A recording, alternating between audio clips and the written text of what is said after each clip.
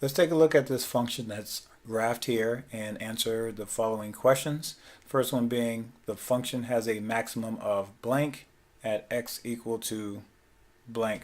So let me first point out that on this function continues on this end. It continues up to, I guess, like it's going toward positive or positive infinity, and then on this end, like it's continuing in the direction of negative infinity. So all we're looking at is just a portion of this particular function. So the maximum that we'll be finding here is a relative maximum. So it's just relative to the portion of the graph that we can see here, and the maximum that we're looking at it's just some output. It's a y value. So it's a y value. If you can see if I can make this a little bit more legible.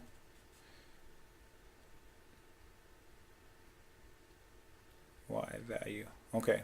So we want to find whatever the maximum y value that we can see, or that's indicated here on this graph. And one of the ways to, if you notice, this graph is broken up into 3 sections. So this first section, as we move from left to right, from the end point, or this arrow up to the first point, it's decreasing.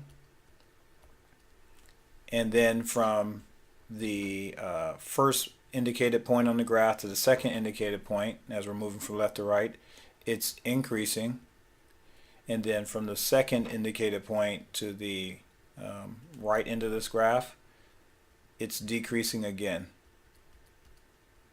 So when you are looking for a relative maximum, look at the point at which the graph changes from where it's going from increasing to decreasing.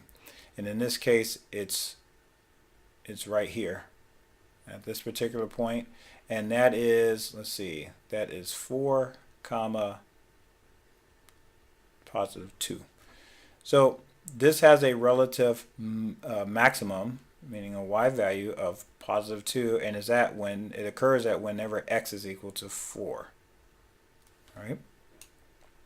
And then for the second question, where it's asking for the relative, for the minimum, again, this is relative.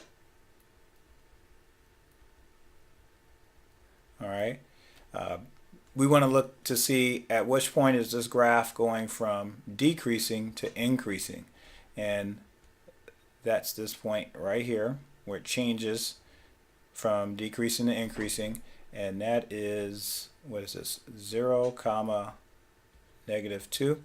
So the relative minimum, all right, the y value at this point is negative 2, and it occurs when x is equal to 0.